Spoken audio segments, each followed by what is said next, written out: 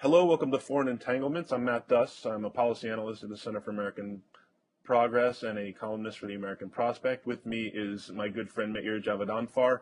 Meir is a lecturer in Iranian affairs at the Interdisciplinary Center at Herzliya in Israel. He's also a contributor to Al Monitor and blogs at Iran Israel Observer. And you can also follow him on Twitter. He's a very active tweeter and one of my favorites. How you doing, Meir? Thank you very much, Matt. It's great to be speaking with you. So we saw yet again the ability of politics in the Middle East to surprise everyone with Iran's presidential elections last Friday. The winner was the most moderate candidate. We have to be, I guess, careful here. He is a moderate relative to the others who were running, but I do think it's important and very much worth noting that Iranian voters rallied once again behind the most moderate choice. What are your thoughts here? First of all, it was a complete surprise because based on the 2009 elections, or the way some people say selections, the cheatings in what happened, the cheatings that took place, it was expected by many, including myself, that Ayatollah Khamenei has just had 8 years of Ahmadinejad. 4 years of those final years were lots of confrontations, lots of problems. That he's now going to want to have at least 4 years of peace and quiet, so he can focus on the nuclear program and all the issues that there are. So he's going to choose either yes man, which was going to be Jalili, or somebody from within the revolutionary guard, such as Karibaf, who is more independent yet follows generally the same lines regarding many of the issues. But we didn't expect that there would actually be elections and somebody like Rouhani would get in, because Rouhani's ideas, whether his line was very much against what the Supreme Leader's supporter Jalili was talking about. So we thought the impression was, the assumption was, he's actually speaking to the opposite of what some of the lines seem to be in Iran, what the narrative is. So there's no chance that he's going to be elected, because not only he speaks in a different narrative, but also electing him, or allowing him to be elected, which is what happened, is going to create even more friction, because Mr. Rouhani is associated with Mr. Khatami and Mr. Rafsanjani, and his supporters don't get along with the IRGC. So it wasn't going to be Rouhani. The assumption was Ayatollah Khamenei is looking to consolidate, but it turned out that no, it was Rouhani. He was elected by the people, and it shows, I think, more than anything, from people's level. We've known that people of Iran have wanted change in many ways, but I think it could also send us a signal that there may be changes at the top. So there's been a lot of talk, when people talk about Iran, it's often mentioned that, the Supreme Leader is still very much in charge, and and things really don't happen without his assent. Would you see the election of Rouhani as a defeat for the Supreme Leader? I see the election of Rouhani as a defeat for the Supreme Leader's nuclear policies. If the Supreme Leader wanted to falsify elections like in 2009, he has the power to do it, and he could have done it. We saw even, he could have just not allowed Rouhani to run.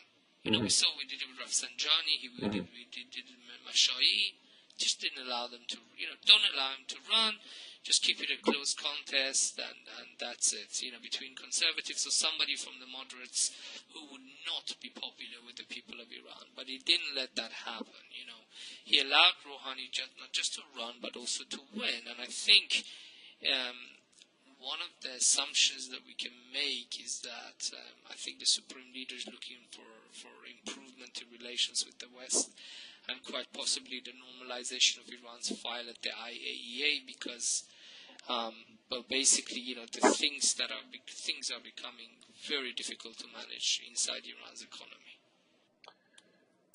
There's a couple questions in there that I have. One, so you do think that the sign that Rouhani was allowed to run and win is a sign that the Supreme Leader is interested in better relations with the West?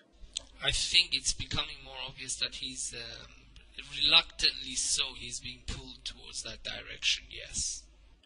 So do you think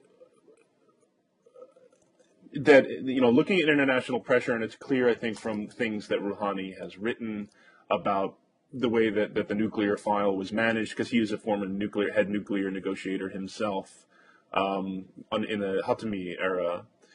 He's been very critical of the way those negotiations were managed over the past few years, especially the referral of Iran to the UN Security Council and subsequent international actions, sanctions, other forms of pressure.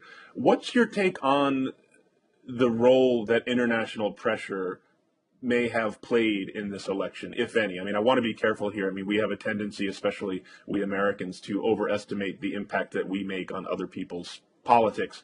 But what's your sense of the role that international pressure played here? I think inadvertently the sanctions could have played a role here. We were told by some groups that the sanctions have actually solidified the narrative around the Supreme Leader. They have strengthened the narrative of resistance around the Supreme Leader. That the only narrative that's being heard around the Supreme Leader is one of resistance and taking a more belligerent line towards the West, because the sanctions are leaving him only that option. But when we saw the election debates, if anything, there's a lot of divisions at the very top, near the Supreme Leader.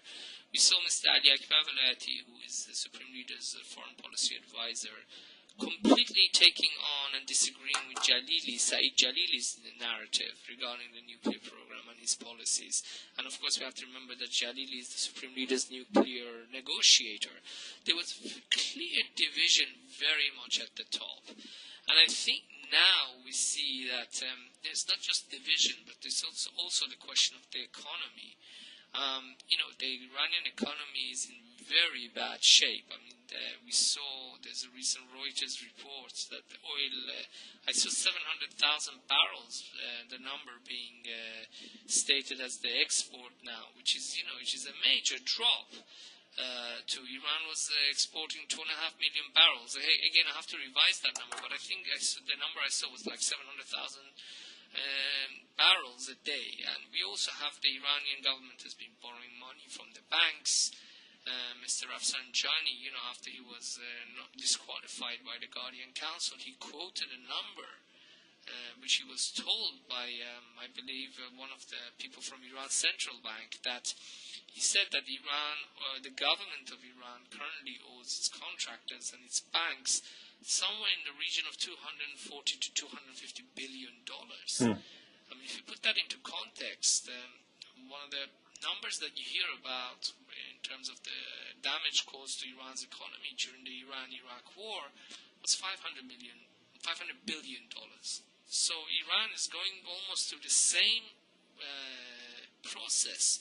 The damage it's suffering is staggering, and it's very logical that you would want to address the situation, because despite some politicians who tell us that Ayatollah Khamenei is a messianic and he just dreams about blowing himself up for the sake of Palestinians, it's not like that. He wants his regime to survive. He wants his regime to prosper, so he can also enrich his own wealth. And I think Mr. Rouhani now is going to be a very useful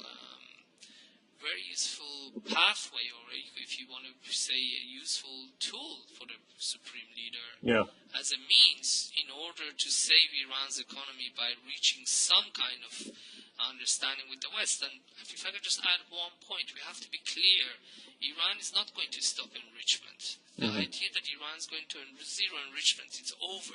We in the West have to realize it. Iran deserves that right. Iran needs nuclear energy. There's no doubt about it. But it seems that in Iran, they've also, the Supreme Leader may have realized that the idea that they just can continue with the status quo and to defy the West, especially, it's no longer economically viable. Right. Well, the criticism we're hearing from especially some hawks in the U.S. and in Israel is the sense that, oh, great, now we have a more moderate face on the Iranian government. This just gives the Iranians an opportunity to continue moving toward a nuclear weapon and fooling everyone with the idea that their intentions are not sinister. Yes, this is what we heard from Prime Minister Netanyahu yesterday, that the world shouldn't believe just those nice words. Well, to be honest with you, for the last 8 years in Israel, we were told by Mr. Netanyahu that Mr. Ahmadinejad is the almighty, all-powerful man in Iran who's got control over Iran's economy, Iran's nuclear program, he's a messianic, and if one day he gets the bomb, he's going to drop it on Israel. And now, all of a sudden, miraculously, overnight, Mr. Netanyahu, now that Rouhani is in power, he has decided that, no, the president is not strong enough. Excuse me, as we say in Hebrew, Makara, what happened? Overnight, you change your mind like this? I think this is all part of the pressure strategy, which, of course, nobody wants the Iranian regime to have nuclear weapon, but it's exaggeration in a way that is hurting Israel's very legitimate concerns regarding Iran's nuclear program. And I think, Mr. Netanyahu should have taken a leaf out of President Peres's book and actually congratulate the people of Iran on the recent elections. It goes to show that people of Iran want moderation. People of Iran want to have nuclear energy for civilian purposes and an economy. They voted against extremism. And I don't think, just because Rouhani is going to be speaking in a reconciliatory manner, everybody's going to say, it's okay, you can just, keep ignoring the IAEA. It's not going to happen. 8 years of Ahmadinejad as president has built such a wide-ranging consensus against Iran's nuclear program that I think, it's not going to fall apart just because Mr. Rouhani, who is a moderate, is going to speak a language of reconciliation or rapprochement. Iran is going to be judged by its actions, especially in regards to the IAEA. Getting back to Netanyahu's response, I see your point there with regard to things he could have said, but in a way, it almost seems like that would have been the worst thing for Rouhani, is to have Netanyahu come out and say, oh, great, he was elected. The way, this way you have Peres making a more conciliatory statement and Netanyahu, kind of warning people. Isn't that good for Rouhani's credibility inside the country, or does it really make that much of an impact? I see what you mean, actually, Matt. You're right. Yeah, well, I can see. I wouldn't expect Netanyahu to send Hassan Rouhani a bottle of Manischewitz wine, kosher wine, to congratulate him on his recent achievement. If anything, Manischewitz, the taste of it could be interpreted as an insult. But in any case, but still, he could have said, that we hear the voice of the people of Iran. This is a step in the right direction. This is the departure of somebody who's denied the Holocaust and called for Israel's destruction. And, with somebody who's more moderate. And we appreciate the choice of the people of Iran. Yeah.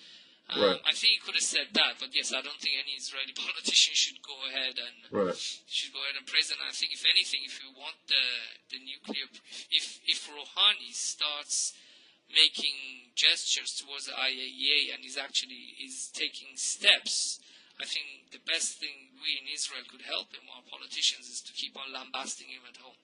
With the conservatives, I think that would be a welcome boost. So here's the thing: we had the Supreme Leader congratulating Rouhani. We had the IRGC, the Revolutionary Guards, now saying that they are prepared to work with him and support his presidency. Is this real, or given what you said about the divisions at the top of the Iranian regime, should we expect to see more hawkish factions begin immediately to try and undermine him? What should we expect? Well, let's look at history. I think that could give us one guide. Mr. Khatami was elected, and as soon as he wanted to improve human rights in Iran and improve relations with the West, they just made life impossible for him almost. The conservatives saw that he's improving relations with the West, and what's the best way to karate kick him? Arrest 13 Jews in Iran, which is why they did it. The reason why they arrested 13 Jews in Iran was domestic, and they wanted to basically stonewall President Khatami's rapprochement. Now, with Rouhani, I think because of the economic pressures in Iran, I think he could be given a wider mandate to improve relations, because, like the time of Khatami, Iran is not selling oil in the same way as it was.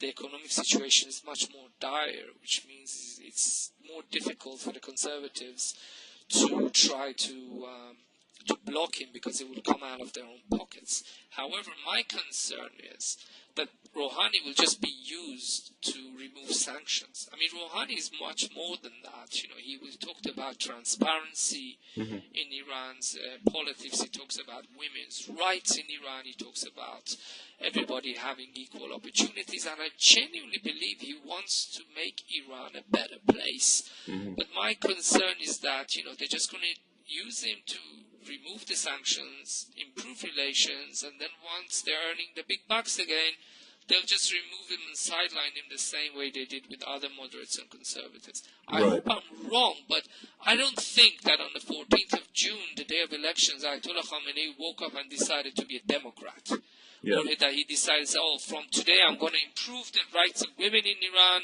and Rouhani is the way. Sorry for being a pessimist, I just don't see it. Well, no, I think that's just kind of, you know, based on the evidence. I would tend to agree with that.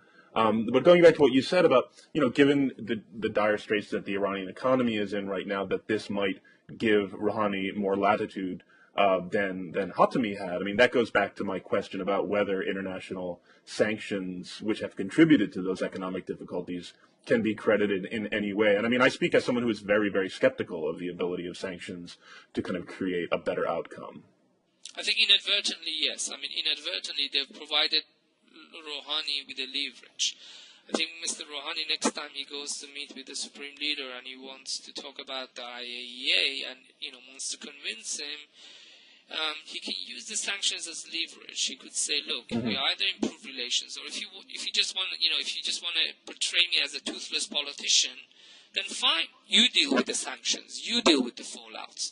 But if you want me to solve the issue of the sanctions, you're going to have to give me some mandate.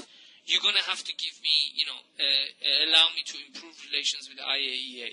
And he is really capable of doing that. I mean, when he was negotiating with the EU3, he was very capable of actually creating a gap between the Europeans and Americans.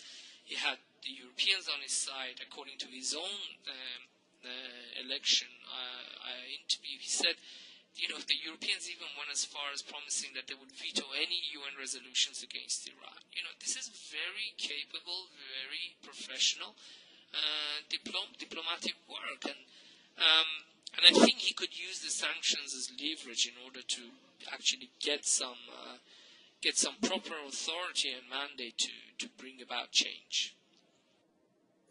So getting back to the, you know, what you said about Rouhani's ability to kind of divide the different members of the P5+1. What do you think the appropriate approach here on the part of the P5+1 should be, and particularly with the United States? I mean, what do you think about the administration's reaction? Both the White House and Secretary Kerry made statements. Chief of Staff Dennis McDonough appeared on TV yesterday, you know, making, you know, it's the same thing, congratulating the Iranian people, but then saying Iran must live up to its obligations. What do you think of the reaction thus far from the U.S.? I think the reaction's been good. I think it's important to congratulate President Rouhani. I think it's important to congratulate the people of Iran. I think what was particularly good, and I wish our Prime Minister would have done it, although he's in a different position, he can't, is that you guys in America said that, you know, we call for bilateral talks. We called for direct diplomacy with Iran as soon as he was elected. I think that's very smart. I would say, you know, don't impose any sanctions, for God's sake, right now. Let him come in. I mean, unless there's some report that says, again, Iran is stonewalling the IAEA or something, you know, let's not just impose sanctions for the sake of imposing them. This has to be part of an action-reaction process. That, you know, that it can be used in Tehran to weaken the hand of the hardliners. You know, if you know, Ayatollah Khamenei decides, okay, I'm going to stonewall the IAEA, so the IAEA turns up in Tehran, they leave with nothing, then you could say, okay, now because Iran's not doing anything, you can impose, I don't know, some sanctions against some nuclear officials, just as an example. But if you just do it without Iran doing anything, right now especially, I think you could make the situation more difficult. But again, you know, I think the best way to go forward with this is IAEA, to be honest with you. I think the international community should get behind the IAEA, United States especially, and to basically say, we have a roadmap with Iran to go forward. We have a concrete set of steps. We want Iran to have nuclear energy. We recognize Iran's right to have nuclear energy for peaceful purposes. We recognize Iran's right to have enriched uranium for limited purposes. It's something actually I hear more and more in Israel from some academics. I even heard it from Yadlin, who's the head of the INSS here in Israel. Right. We're willing to go there, but we need to work together with Iran, and we'd welcome Iran's cooperation, and then let's see what happens. Right. I mean, I think, as you said, I mean, the idea that Iran is however, the only way that this gets negotiated, the only way it's possible is with, a recognition of Iran's right to enrich. So the question is, what kind of security arrangements can we have so that, that's the outcome, so that Israel is satisfied, so that the U.S. is satisfied, particularly the U.S. Congress. And that's a concern I have here, too, is that, the United States Congress, I mean, one of the easiest political lifts in the United States is beating up on Iran and passing yet another package of sanctions. So, what I'm hoping is that there at least be, a period of time here where the hawks in the Congress are willing to kind of just hold off and give it time before, piling on yet another package of, whatever they can come up with. Because one of the problems that we've seen over the past years is, certainly there are disagreements here, I mean, to say the very least, between the U.S. and Iran. But there's just this, and this is not just true of the U.S. and Iran, it's true, I think, of a lot of situations you can find, is that, the hawks in Iran and the hawks in the United States have this very, very strange way of absolutely confirming each other's worldview, if you know what I'm saying. So, I mean, we saw this, on, the axis of evil speech, which we know from, Iranian moderates themselves have said that was a disaster for us, that completely affirmed Iranian hardliners' worst assumptions about the United States. So I think the question is, can U.S. leaders, particularly in the Congress, kind of treat this with a bit of with more delicacy than they've shown thus far? That's all. We all live in hope, Matt. Yeah. I have to, there are people who are doing this, imposing these sanctions in the name of helping Israel, and I can appreciate that, and I can understand their sentiments.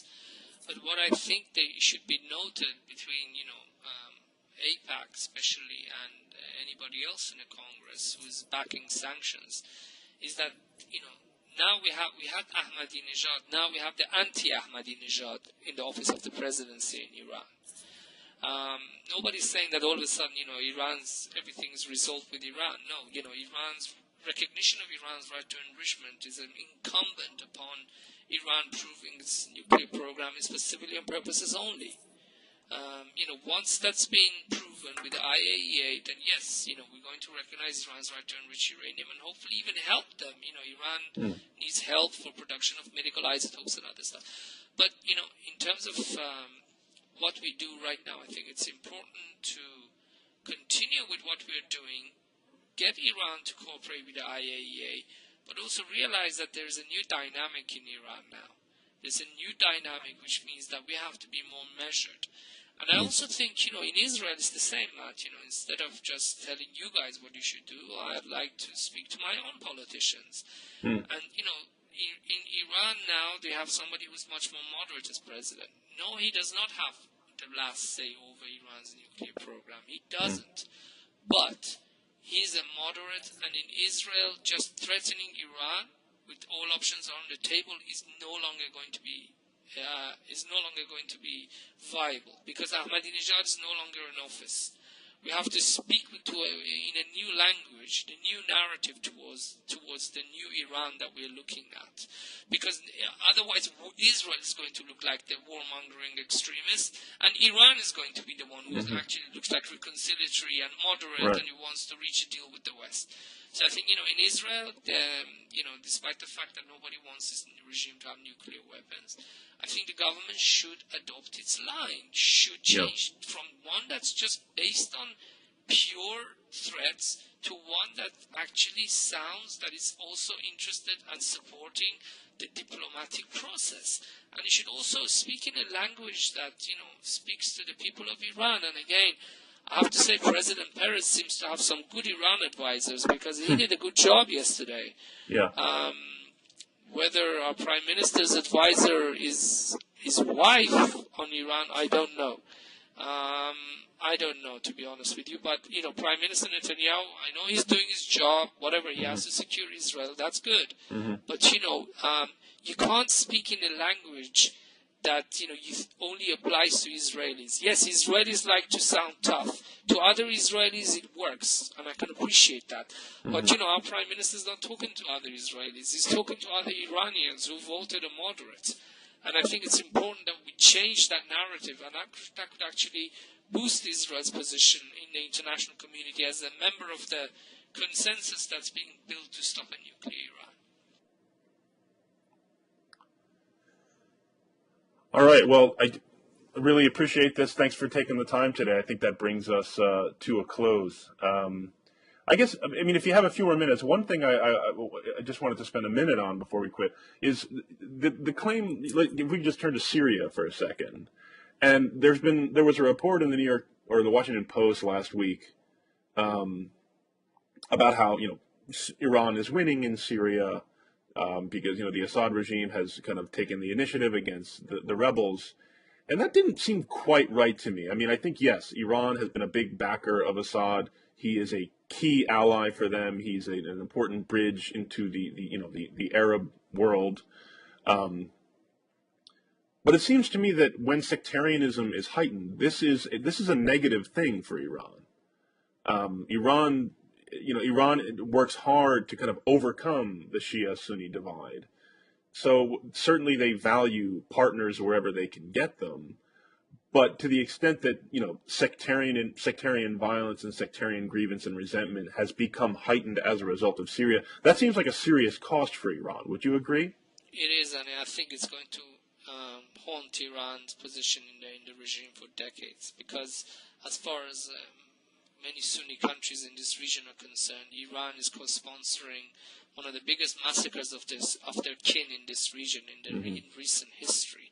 However, I think it's always important to note that Iran tries to always back more than two horses, and it's not always based on religion. We saw in the war between Armenia and Azerbaijan, which is a Shiite country over Nagorno-Karabakh, Iran supported Armenia's position. And against another Shiite country. Yeah. For Iran, the first and foremost interest is geopolitical. And, if they can work with Sunnis, they work with Sunnis and Shiites. But in this case, it's Bashar al-Assad, and he's the one who's working with them, and, he's the one who's closest to them.